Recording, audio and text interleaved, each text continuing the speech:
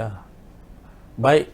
Selamat siang untuk adik-adik mahasiswa ME5C dan ME5G ya, untuk kuliah mekatronika. Kali ini adalah minggu ketiga pertemuan kita. Oke, jadi saya sudah siapkan materi ya untuk minggu ketiga ini. Akan saya awali dengan komponen-komponen dasar yang membangun rangkaian elektronika. Jadi intinya ada 7 komponen dasar yang membangun rangkaian elektronika, mulai dari yang paling sederhana sampai rangkaian elektronika yang paling canggih ya. Oke, baik. Selamat mengikuti. Sebagai pengantar sebenarnya mungkin materi ini bukan hal baru ya, karena seharusnya Anda sudah terima pada waktu Anda di SMA ya. Walaupun demikian, saya akan mereview kembali ya, komponen-komponen dasar yang membentuk rangkaian elektronika, karena ini sangat-sangat fundamental. Oke, sebelumnya silakan Anda login ke Tinkercad ya. Setelah Anda masuk ke login ke dalam, kita akan sampai di layar dashboard, namanya layar dashboard. Kemudian klik circuit ya. Kemudian klik create new circuit ya. Kemudian tunggu beberapa saat, mungkin ada sekian detik, karena si browser kita ini akan meloading tanda kutip engine ya. Engine sebagai perantara antara browser kita dengan server. Servernya ya di perusahaan penyedia ya. Jadi ada beberapa saat dia meloading engine. Nah, setelah tampil layar seperti ini seperti sudah ready ya. Nah, pertama kita ganti nama sirkuitnya menjadi komponen dasar. Kemudian tekan enter. Nah, jadi kalau kita lihat alat-alat elektronika ya, di rumah aja lah, kehidupan sehari-hari ya. Alat elektronika dari yang paling sederhana, apa yang sederhana itu, misalnya setrika listrik ya. Saya rasa setiap rumah punya setrika listrik. Kemudian sampai yang canggih ya.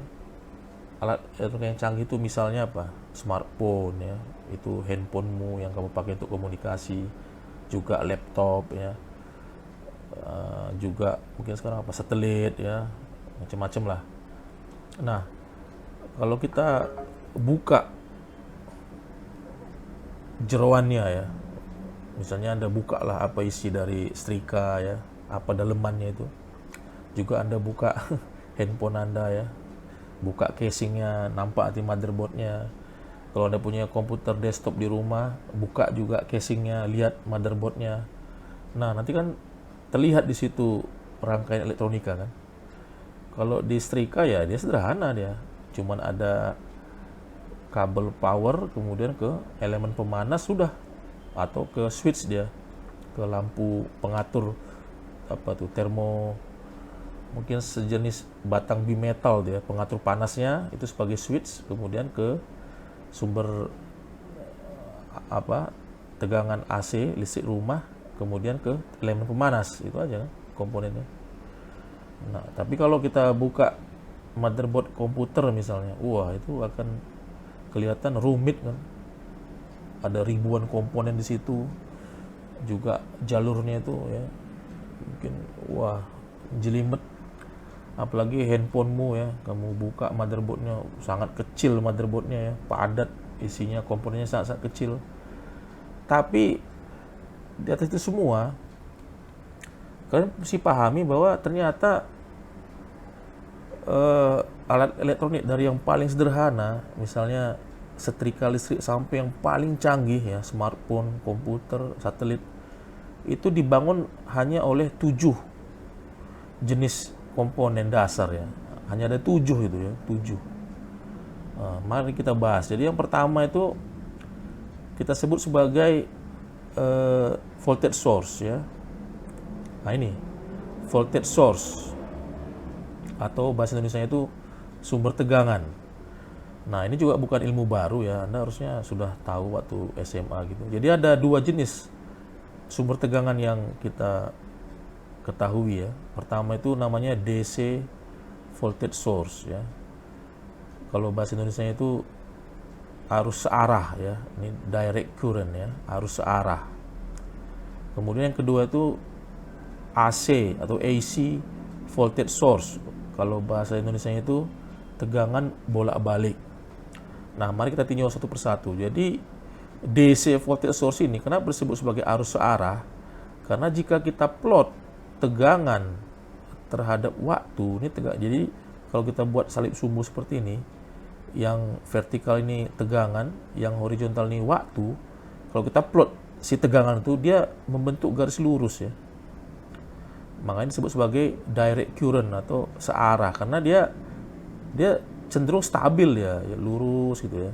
Tidak ya oke lah, pada kenyataannya kan kalau kita misalnya kita plot sebagai ini dari sumber dari baterai ya. Pak, mana bisa Pak lurus Pak, kan baterai nanti habis ya. Betul. Katakanlah pertama 12 volt ya. Setelah 1 jam pemakaian dia turun ke 11 volt. Kemudian turun lagi ke 10 volt gitu ya. Sampai akhirnya mungkin 10 jam kemudian dia habis. Oke, itu benar. Pada dunia kenyataan dia seperti itu. Tapi kan tetap kita anggap sebagai stabil dia. Artinya cenderung dia tuh rata sih. Kalau turun pun ya rata lagi dia. Turun ya rata lagi dia. Itulah disebut sebagai DC voltage source ya. Boleh dikatakan itu cenderung stabil dia. Nah, kalau AC voltage source, ini juga review ya. Kalau kita plot pada salib sumbu atau di kartesian ini, tegangan ini sumbu tegak ini sebagai V, voltage tegangan terhadap sumbu datar ini, waktu kita plot ya, dia membentuk kurva seperti ini yang merah ini. Ini namanya kurva sinusoidal ya. Fungsi sinus. Ya, fungsi sinus ya Anda harus review lagi matematika ya. Itu fungsi itu. Apa? Sinusoidal itu trigonometri ya, sinus ya, sinus. Nah, kita ketahui ya, yang namanya fungsi sinus itu dia punya apa namanya itu? Perioda gitu ya. Ada frekuensi juga ya. Perioda adalah waktu untuk satu gelombang penuh. Nah, gelombang penuh itu saya kasih sini garis bantu ya. Saya buat di posisi tengah sini ada garis bantu. Coba Anda perhatikan ya. Jadi yang disebut sebagai satu gelombang penuh adalah satu lembah ditambah satu buah bukit. Berarti dari sini sampai sini itulah satu perioda ya. Bisa Anda bayangkan kan? Dari titik ini sampai titik ini itu satu perioda. Atau Anda ubah Pak, kalau dari sini Pak, titik ini di sini berarti ya. Sampai titik ini Pak, di sini Pak.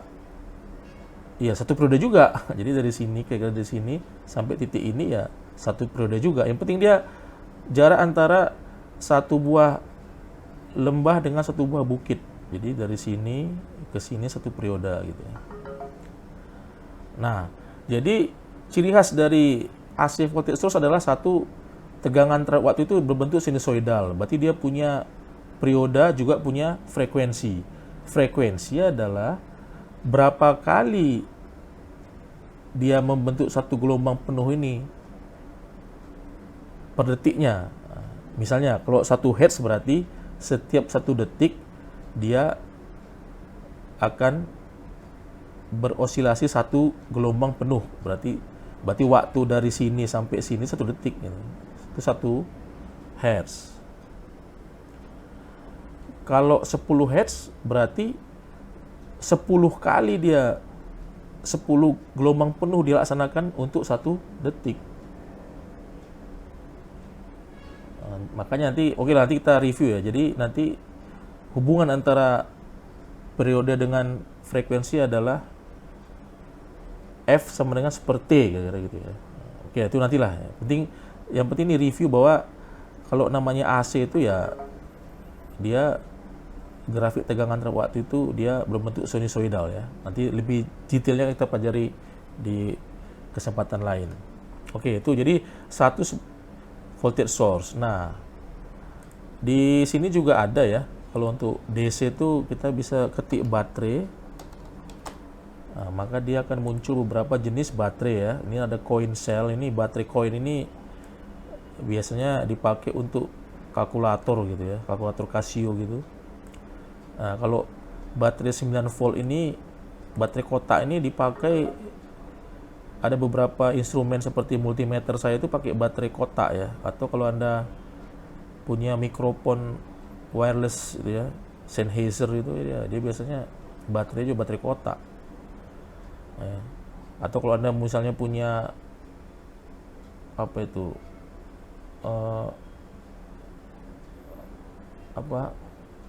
gitar listrik itu apa namanya itu, ada namanya alat untuk distorsinya itu, ya. Untuk itu biasanya juga pakai baterai kotak. Nah ini baterai AA ya. Baterai AA ini umum dijumpai di jam dinding, kalau kita buka di belakang itu dia baterai AA. Juga ada baterai triple A ya. Ini kan dual A, ini AA. Juga ada triple E, AAA. Triple E itu biasanya lebih kecil lagi dimensinya. Itu baterai untuk remote TV misalnya ya, atau remote AC. Biasanya itu pakai baterainya triple A ya, berarti lebih kecil dari ini. Nah, juga sini kan nampak kan, ada bacaan 3 volt, berarti ini tegangannya 3 volt DC. Kalau yang ini 9 volt, berarti tegangannya itu 9 volt DC, ini 1,5 volt. Nah, yang warna terminal yang warna merah ini positif ya, terminal yang warna hitam negatif. Jadi ini positif, yang merah positif, yang hitam negatif. Nah, itu tentang power supply ya. Nah, komponen yang kedua ya, komponen yang kedua itu disebut sebagai resistor ya.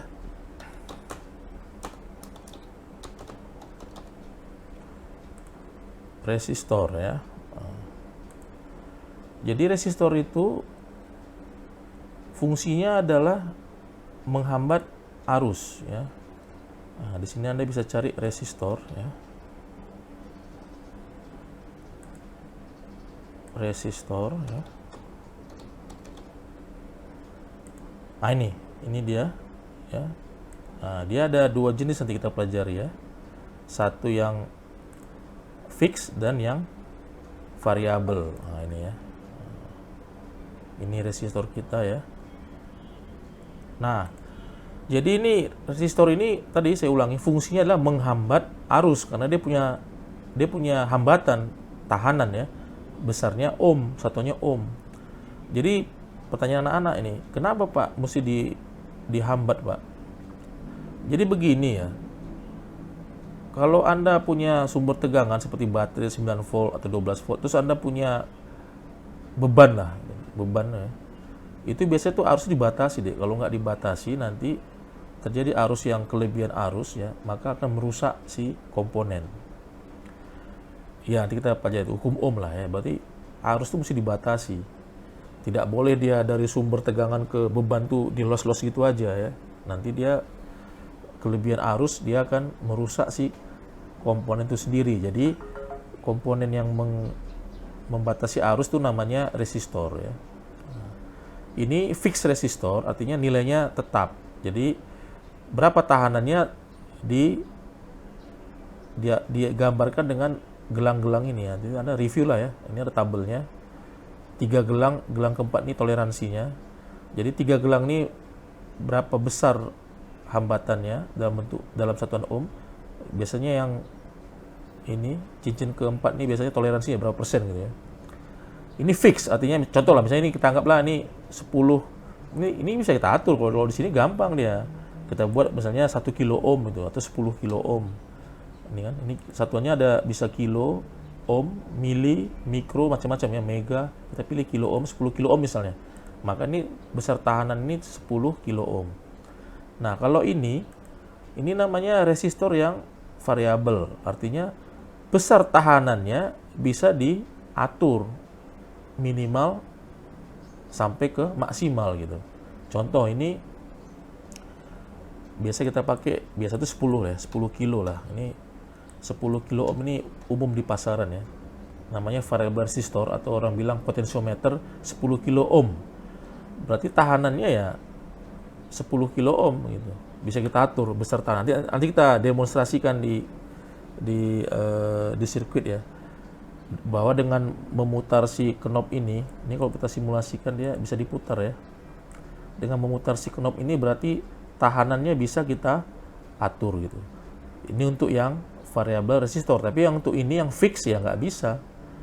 Kalau kita mau ganti tahanannya ya kita ganti si resistor ini dengan tipe yang lain gitu, yang sesuaikan. Kita beli, pada waktu kita beli, kita bilang kok beli yang 10 kilo gitu, kok beli resistor yang 1 kilo seperti itu ya. Kalau yang ini kan kalau 10 kilo ohm tapi kan bisa kita atur nanti, bisa 10 kilo ohm atau berapa gitu. Nanti kita buktikan di rangkaian. Oke ya.